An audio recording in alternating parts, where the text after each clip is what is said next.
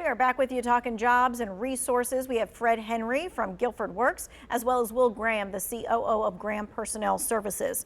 All right, so this next question is, any info on where to have a professional resume done in the Triad? How about that, Fred? Yeah, stop by Guilford Works. We have professional workforce development individuals that can assist you with your resume development, mock interviews, and so forth. So we're a good stop. And Graham is a great stop, and I'm sure Will will speak on that. Yeah, just we offer that service as well. It certainly fits within the job seeker, helping folks find employment, as well as skills testing too. If you wanted to, let's say 60 words per minute, but you keep falling short, you want to keep practicing, we can send you tests to get better and better on that. Okay. This next question is, do you have any jobs in logistics, in purchasing, in DOT transportation? Yes, we have various jobs in transportation logistics. Again, you come to the ncworks.gov website. You can categorize the areas of what you're looking to work with in that particular sector. Okay. This person's asking, can you help with finding part-time work? And then let me just follow up with this person. They say they're a retired teacher. They're looking for something like a messenger job or answering the phone. Are there any jobs like that that are available? Yeah, especially we're getting to that season. Honestly, we're really getting into a season where part-time, late in the year, the holidays and everything, where part-time becomes more and more applicable. So certainly probably more of those right now and next month than 3 to 4 months ago. And you can just type in part-time and the software will help you find those. And I know you've got a lot of the same things on Guilford Works, yes? Yes, there are plenty of customer service and part-time retail positions. Again, we're approaching that season. All right, we were talking about people's resumes, and especially when we were talking about that one person who texted in who had been working for a very long time. And we talked about how sometimes people can have like 20 years at one place. And then when they say, well, I just want to try something new, is that a red flag? Is it not a red flag? Tell me some of the pros and cons of both of those sides so we can kind of talk through that.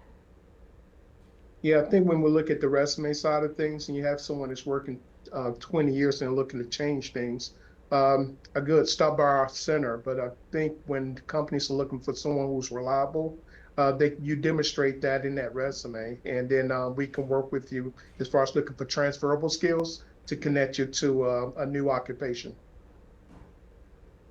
Yeah, Fred nailed it. I mean, somebody with 20 years is like a unicorn now with just the way that the jobs have changed. I mean, society's changed, honestly, with people saying jobs about 3 years now. So that person is going to stand out, and they're going to be viewed as, wow, somebody who could really reliable, obviously did a good job and probably went through some hirings and some layoffs at their company and stuck with it. So I would feel very good and confident about yourself. Mm-hmm. And that's something that you need to then bring out in the interview kind of thing when they kind of question you about it, and be willing to talk about that. All right, this question says, my son keeps applying for jobs, but he never gets any calls back. What should he do to get some type of response? How might he talk to one of the counselors that are on either one of yours? Yeah, I think when we look at that particular scenario, it's good to speak with a career counselor. A lot of times if they're applying for a number of positions, but they're not getting a call back, it could be something that they're demonstrating in their application. If we look at resumes and if you're getting interviews, but you're not closing the deal, maybe we need to look at your interview and that closing process. Yeah, well, I think you touched on it a little bit. You know, there's a lot of places where you can just apply online, but if you don't have keywords or you don't have whatever, you just get kicked out of the system.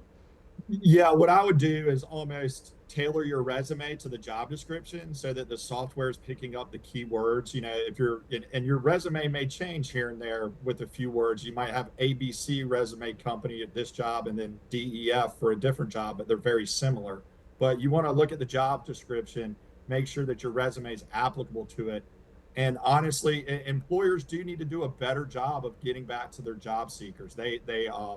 They score very low in this, and so it is very common what this person is going through. So don't give up and keep going, or just come see Fred and I, and we'll handle it for you. That's right. Sometimes you need a little extra help. All right. Thank you guys for your expertise and those job numbers and all of the thoughts on how people can get plugged in here. If you missed any of this, you know what? You're going to find it in the 2 Wants to Know section of our website.